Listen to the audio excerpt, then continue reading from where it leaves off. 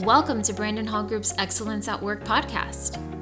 You will hear from industry leaders covering innovative, cutting-edge business, learning, and HR topics that weave current market research and technology into each episode. Hi everyone, I'm Michael Rochelle, the Chief Strategy Officer, one of the principal analysts here at the Brandon Hall Group. I'm very happy to have join with me today a couple colleagues I was able to catch up with on a very important topic around the modernization of learning. I'm going to have Tony and Bob introduce themselves now, and then we'll talk a little bit more about what we're going to cover today. Sure, fantastic. No, thanks so much, Michael, for having us here today. It's a very important topic. I'm Tony Gagliardo. I'm the Vice President of Enterprise, Nuclear, and Technical Learning for one of the nation's largest utility companies. And I'm Bob Szostak. I'm the Director of Customer Solutions for VPF, formerly Vertex Professional Services, industry provider to about 80, 90 different clients, multiple industries every year. So happy to join this panel, this discussion today. And as Tony said, it's a very, very timely topic. It sure is. So let's give our audience a little sneak into preview into what we're trying to get at things. So we've talked about the pandemic. We've talked about shift to remote work. We know that there's increasing acceleration and proliferation of technology. All this is creating this kind of increased focus around what the definition of what modern learning and development needs to look like and the approach to learning. So I think we've got some steps down that we want to go through, and we know that we want to build some constituency and some leadership around this within L&D team. So I'm just going to throw out the first question.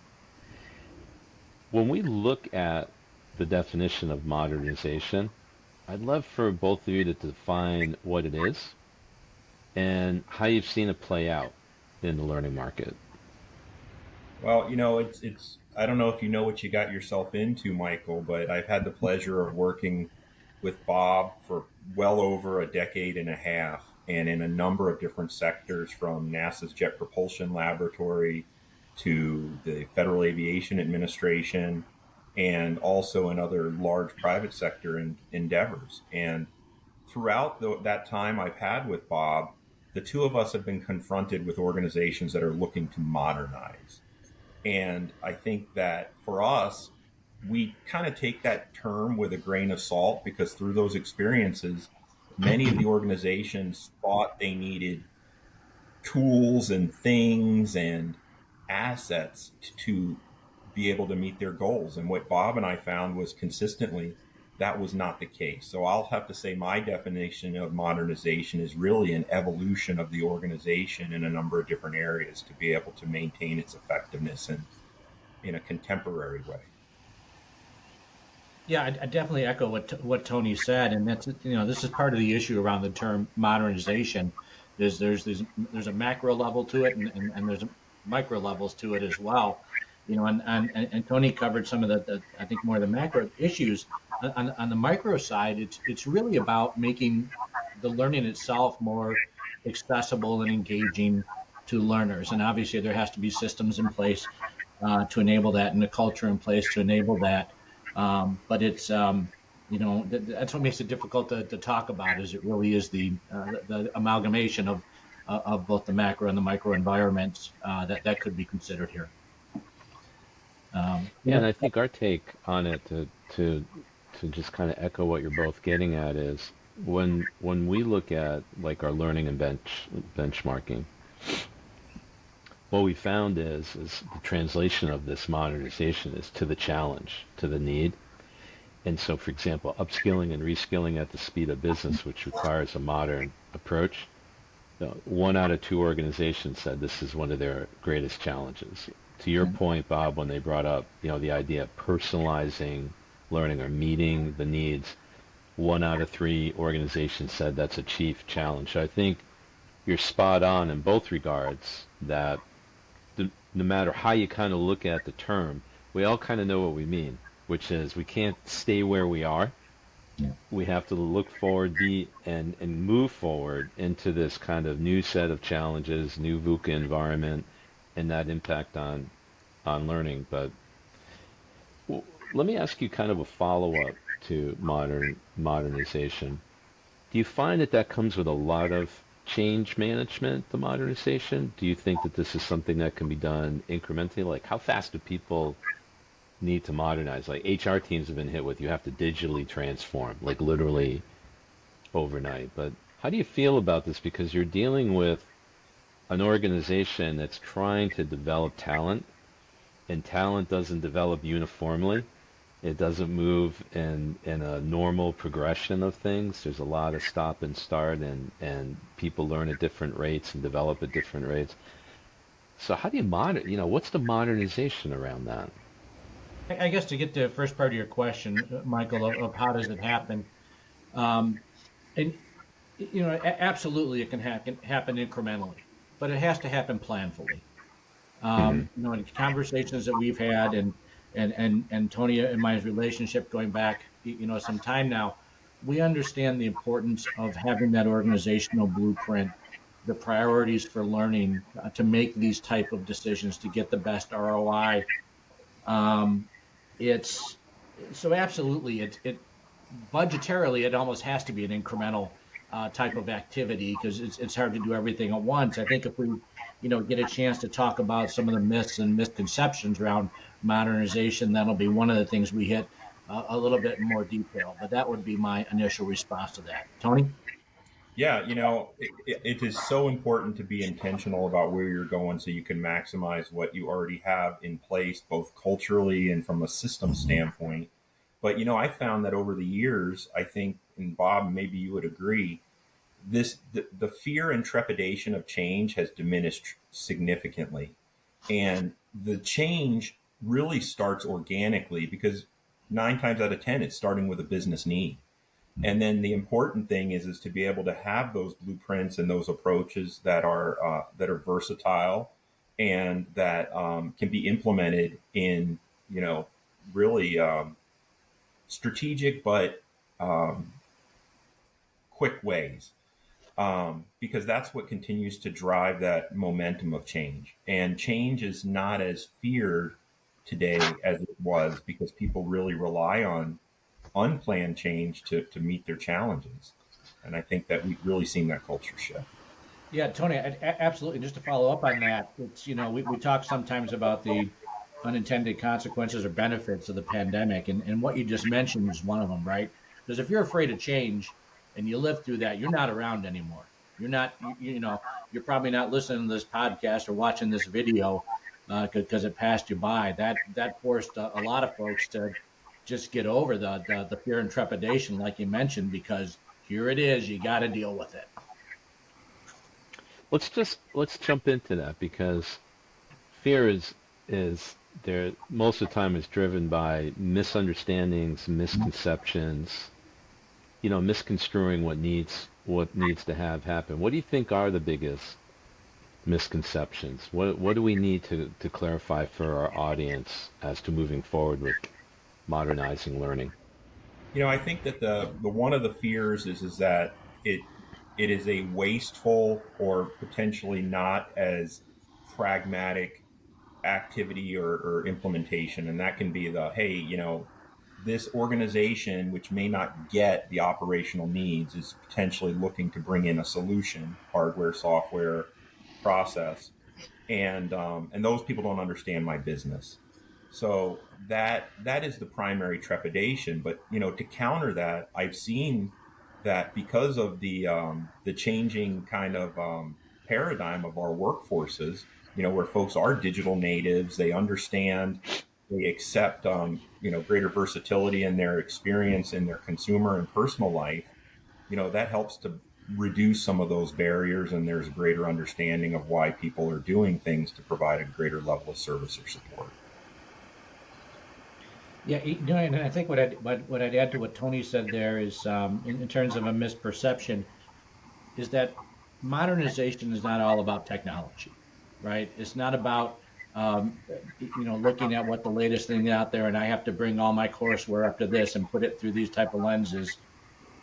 Modernization is about creating that better experience and the better return. And the better experience drives a better return for the organization. And the reality is, and Tony and I were talking about this as well, and as we've seen, that there's so much low hanging fruit in the majority of training that still exists for organization in the classroom on web based training to modernize those things, which is much, much more pragmatic, much less expensive, and can utilize existing assets, but it doesn't often get the attention or the focus that the high flying technology does. So, yeah, my number one misconception would be about equating modernization with technology. And isn't Yeah, it true that, Bob, that barrier to entry has been reduced so severely because of the low cost and availability of tools that allow folks all across the organization to take advantage of those things? And actually, that's where I think you see some of the best solutions is Yeah, where the subject matter exists, and you've got folks who are curious and they're learners themselves, and they adopt some of these tools that really provide great products. absolutely. And that forces the HR and learning organizations to also recognize that they have to shift their position from controlling and managing to enabling and supporting mm, organizational learning and development. Yeah. yeah, I think that's right. And our research shows that organizations do overemphasize that it's tech that leads the modernization of learning versus saying there is a digital transformation that needs to take place. Definitely, you know, using traditional ways of doing things isn't going to get us there technologically. But it our research showed too as well that organizations are cognizant of the fact that they have to change the competencies and skills of their L&D department. So Yeah. that's a non-tech modernization. They have to think about what types of learning modalities they're using and learning processes that they're using, and they know that that's a big emphasis. So I think you're right. People and process are getting the right level of attention, and not just it's a technological play to modernize. And I'll bring up something else too that I thought you brought up was interesting. Is at the crux of all of this is the digital dexterity of our learners. If you go all in on tech, push all your chips to the table on tech, and you've got a really interesting mix of digital immigrants and digital natives, they Yeah. could end up having obstacles to get to the learning that you think has been modernized because they have a technological hurdle. So I think these are the misconceptions and the ideas that we have to kind of work through. Kind of leads me to my next question, which is, what is the best way? So we know what it is now, we know what it isn't, Hmm. but give us the path. What are the steps? What are the best practices that you've employed or seen? How's the best way to approach monetization for the learner and the organization? I've and this is something where I've kind of led into a number of different businesses because of what they had as perceived challenges. So those challenges, I'll kind of give a couple of highlights, and then it'll get us right to how did we start off? What was square one, and then where do we go from there? So, in a number of these organizations I mentioned, the Federal Aviation Administration, NASA's Jet Propulsion Laboratory, Polaris, Indian Motorcycles, a pretty diverse, and now the energy industry. In each one of those, the problem statement was, how do we ensure that our workforce knows and can do what we need them to do so we can stay relevant as an industry? And Hmm. or how do we eliminate perceived and actual risk that has really become something that is front and center for us? So in each Hmm. of those situations, in all of those organizations, the first thing that I have found has been helpful is to really understand what are those challenges and where do they Hmm. lie. Because so many people will want to throw technology at it that doesn't end up being fully implemented, and you don't realize the full benefit in the organization. And maybe that technology really could do all of those things, but because it didn't come along with the people in the Hmm. organizational change, it didn't succeed. So Hmm. the approach that I've used is taking a look at really um, multiple characteristics of the organization, from effectiveness, experience, cost, and identifying where are we and where do we need to go. It's pretty simple, but I haven't heard too many other learning organizations that stop by saying, where are we? What is our Mm. spend? What is our available resources? Because you can create pockets of capability to help fuel your own modernization. And in many cases, it's the minimum amount of technology necessary to solve those challenges or to obtain that desired state. Two, Mm-hmm. the workforce who supports, develops, designs, or enables the learning or learners have the skills and capabilities, like you just mentioned, Michael? And then three, what is the capacity for that organization to change? And then how do you tell that story in a pragmatic way? And that's the organizational framework that I've used to be able to show evidence of real opportunity and then to also keep people inspired in making those changes and moving along that path. Right.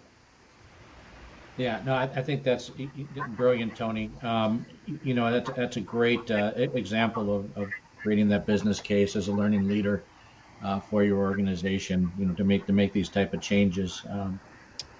The you're not even get a chance to talk about this necessarily, but not surprisingly, we're kind of aligned on this because it really is. And look, we all have plans as learning leaders for our organization. I'm going to reference back again to the blueprint and understanding where things need to go, everything that's on the table, how they're interconnected. That's an important starting point. There's always going to be emergent issues that create risk or additional demands on the organization. And Tony talked about risk a little bit. You have to be able to prioritize those against that plan in order to figure out, what the impact of or the best way to address this again within the context of your overall learning plan. So what's that risk? What's that reward? What's launching or updating? Where can modernization naturally occur within the cadence of the business as well?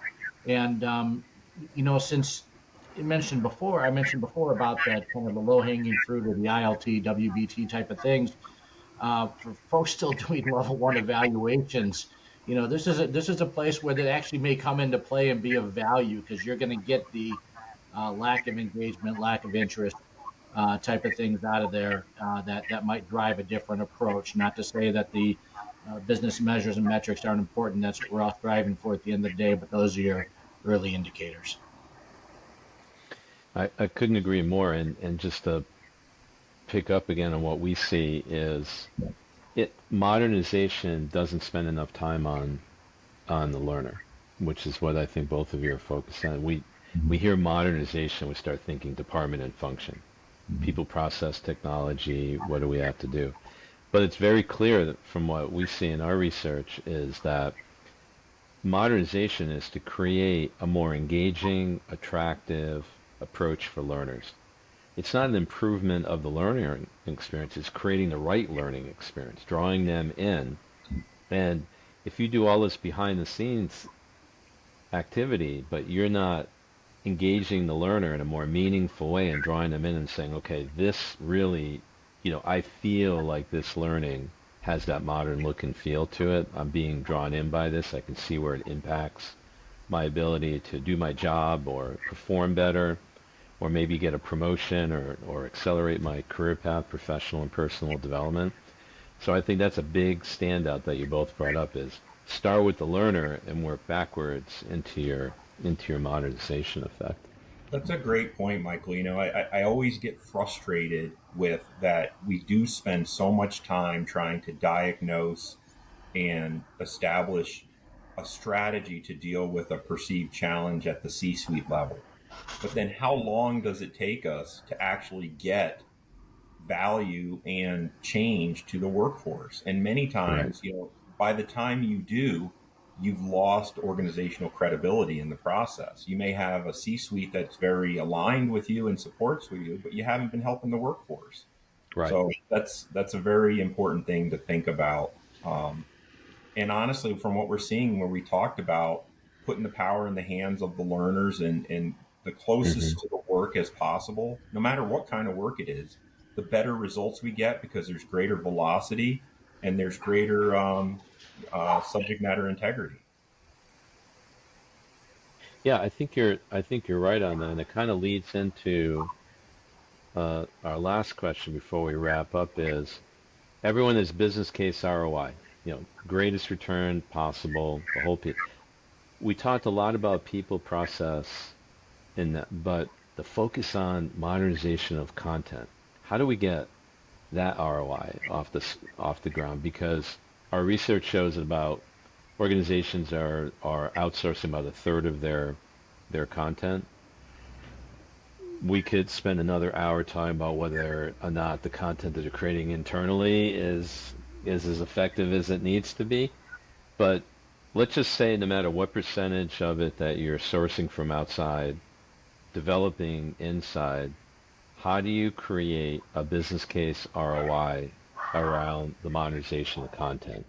I think Bob hit on this very early. So, it's happening, whether you're intending it to or not. But are you taking advantage of monitoring and maximizing the value of what is occurring organically? And how are you influencing that to aid, assist, and enable? Because as Bob mentioned, I'll kick it over to him. There is so much low hanging fruit. Yeah, no, thanks, Tony. Absolutely agree with that in terms of where to start. I'd again go back to that, to where the preponderance of learning happens, within organizations. But Tony brought up something earlier that I think is important to hit on as well, and that is where the learning occurs closest to the task, closest to the job, for the performer. That's focusing on the one step back from the actual performance itself, or at the actual performance, which is often different than what we're talking about when we talk about web and IoT type of things. So I think there's use cases to be made in both areas. Yeah, well, you're right, Michael. We could talk for hours around, I could mention a number of case studies where 5 years ago I would have not been a proponent of democratized learning and individuals creating content for fear that it would put me in a bad liability space or consequences of negative training reinforcement. Yeah. I don't even think about that stuff anymore. You know, Right. I, I I ensure that we maintain compliance and there's things that we do to make sure that we hold the standard, but there is no way learning organizations can keep up with the pace of change using traditional organizational approaches. You have got to harness the power of the individual learners and their frontline leadership in making this change happen. Just because there's too much exponential change. Right. And Yeah.